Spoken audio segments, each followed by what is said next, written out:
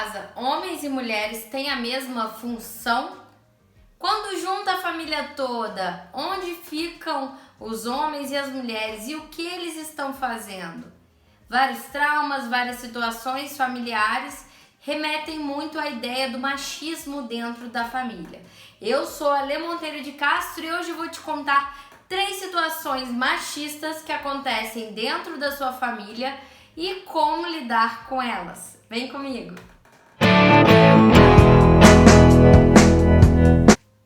Primeiro, me apresentando, eu sou pesquisadora de desigualdade de gênero, sou também consultora de oratória para mulheres e jornalista. Vou deixar o link na descrição desse vídeo. Um curso que eu vou ministrar excelente sobre empoderamento feminino e fala.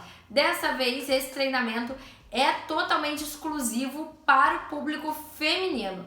Então vem comigo que você vai gostar bastante. Basta se inscrever de forma totalmente gratuita no link que vai estar na descrição desse vídeo. Vamos agora para o vídeo. Primeira situação em que a gente olha e fala: meu Deus, como eu nunca percebi que isso era muito machista. Há algo chamado divisão social do trabalho.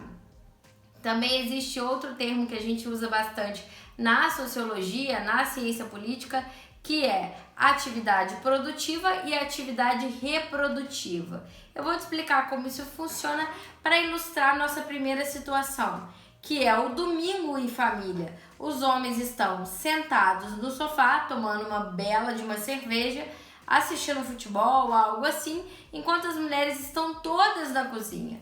Elas estão ali lavando louça, cozinhando, mexendo nas coisas da cozinha, organizando, montando a mesa, enquanto os homens aguardam, relaxando e descansando.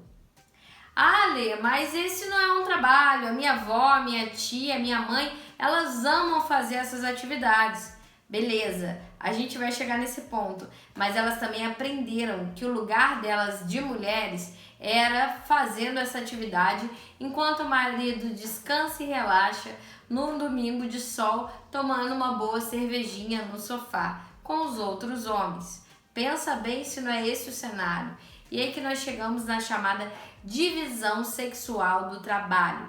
Esse termo é muito interessante para a gente observar que existe sim em nossa sociedade diferenças impostas pela estrutura social patriarcal. Essas diferenças na parte do trabalho são muito evidentes. A gente percebe bastante aquilo que era considerado de mulher e de homem, e percebe desde a infância, com a socialização infantil das meninas com brinquedos como cozinha, fogãozinho, vassourinha, boneca para aprender a cuidar de um bebê, dentre outros, enquanto os homens são socializados a serem heróis, a terem carro, a terem instrumentos considerados de poder e que não são relacionados diretamente com o trabalho. Então, a nossa sociedade direcionou o feminino para o espaço reprodutivo, ou seja, aquele lugar mulheres ficaram e permaneceram por muitos anos para que o marido pudesse estar no espaço produtivo, que são as atividades mais bem valorizadas pela sociedade, que são as atividades do trabalho fora, sabe? Fulano trabalha fora, é isso. É o trabalhar da porta da casa para a rua que eu digo, que é estar na política, é estar em empresas, é estar na área jurídica, é estar na área contábil, dentre várias outras, econômica, é você estar no poder de alguma forma, é você ter ali instrumentos de poder na sua mão.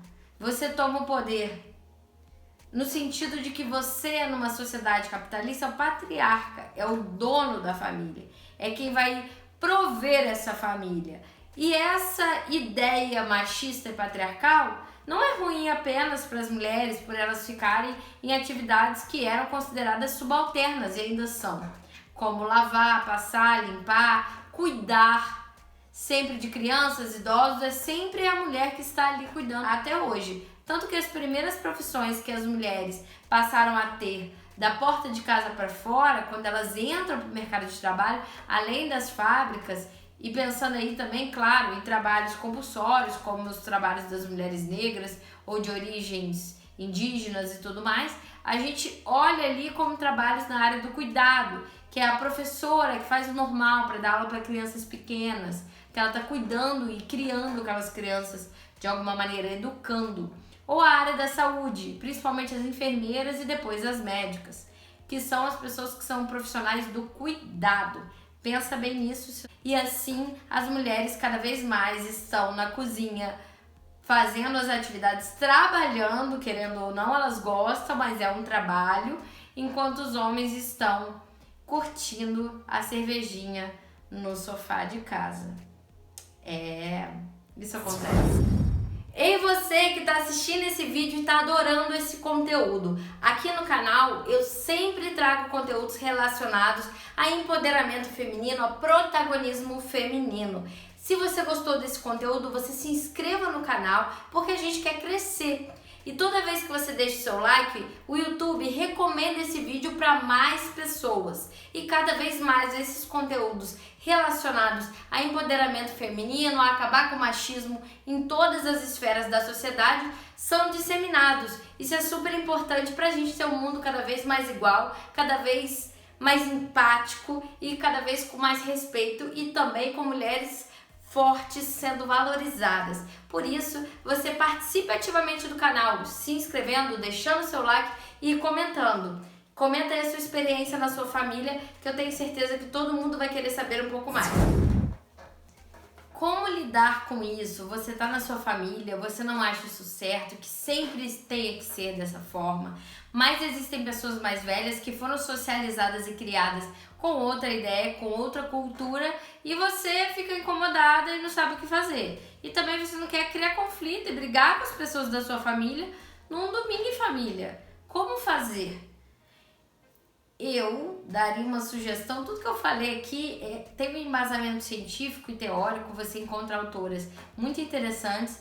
Françoise Verger fala sobre a tarefa das pessoas que limpam o mundo, que é uma tarefa considerada subalterna e muito importante, é uma tarefa reprodutiva que está ali ao lado. Para que alguém tenha uma tarefa produtiva, ela precisa dessa base da limpeza tão fundamental. E além dela, da Françoise Verger, tem também Simone de Beauvoir, que fala dessa parte do feminino e masculino, e várias outras autoras, tá? Que, como a gente diz na sociologia, beberam desta fonte.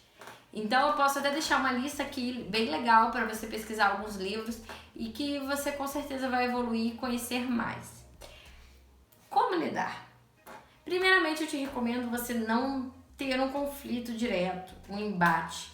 Quando você vira e fala, isso é um absurdo, tá errado, a pessoa já fica, como assim? Você tá virando para pessoas que sempre fizeram isso dessa forma, que foram socializadas, mulheres que foram socializadas, vendo as mães agindo assim, vendo as vós agirem assim, vendo as tias e toda a sua ancestralidade agirem dessa forma.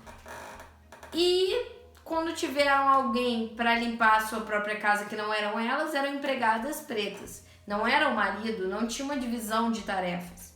Você pode chegar para essa pessoa e começar a bater um papo. Nossa, fulana, por que você não vai pro sofá também, tomar uma cervejinha ou tomar um mate, um café? Por que você tá aqui sempre cozinhando? Será que seu marido não sabe fazer uma comida gostosa também? Vamos um dia deixar ele fazer os homens na cozinha? Inverter esse papel? O que você acha? Em várias famílias isso tem acontecido. Por que a gente não tenta? E dali você começa a sugerir coisas para tentar trazer essa pulguinha atrás da orelha. É o que eu te recomendo se você está com incômodo e vendo isso acontecer. É um momento de descanso em família, por que não sugerir um dia que as mulheres cozinhem e os homens lavem a louça? Ou vice-versa. Fica aí a dica de você tentar conversar de uma maneira mais afável, com mais afeto. Pode ajudar a fazer a pessoa pensar, sem ser um embate. Às vezes não criar um embate traz a pessoa para parar de te ouvir, isso é muito importante. Nesse caso e em outros também. Segunda situação.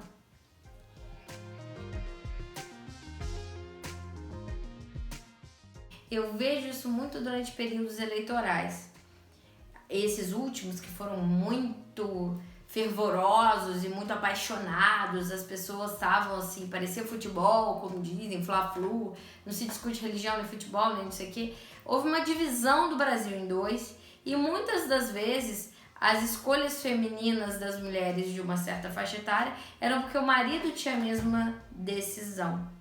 Então, quem era a voz da razão, quem era a autoridade dentro da casa? Era o marido. E ela nem se dava conta disso. Isso é um pouco triste, porque às vezes a mulher ou ela ouve o que o marido fala e acata sem pesquisar, sem olhar sobre, muitas vezes também porque ela está sobrecarregada. Pelo inicial, sabe? Pelo número 1. Porque ela está na divisão sexual do trabalho, ela tem tarefas domésticas e tem tarefas fora de casa e tem mais o cuidado com a família. Mesmo que essa mulher tenha dinheiro, tudo que vai ser direcionado ao trabalho doméstico, ela que vai tomar a decisão e resolver e organizar. Isso é pesado. Fora o dever de casa das crianças, por exemplo, que geralmente fica na mão da mãe. Então tudo isso fica pesado, essa mulher muitas vezes não pesquisa determinados assuntos e acaba ouvindo tudo que o marido fala como se ele fosse a voz da razão. Isso é socialmente aprendido e construído também, desde a casa dela quando ela não era esposa, ela era filha. Muitas vezes ela veio de uma família que a voz da razão também era masculina, era do pai, escuta seu pai, ouve seu pai. A mulher tentava tornar o ambiente todo tranquilo e calmo para a chegada do marido do trabalho. E essa mulher que trabalha fora continua tentando e reproduzindo esse mesmo ciclo.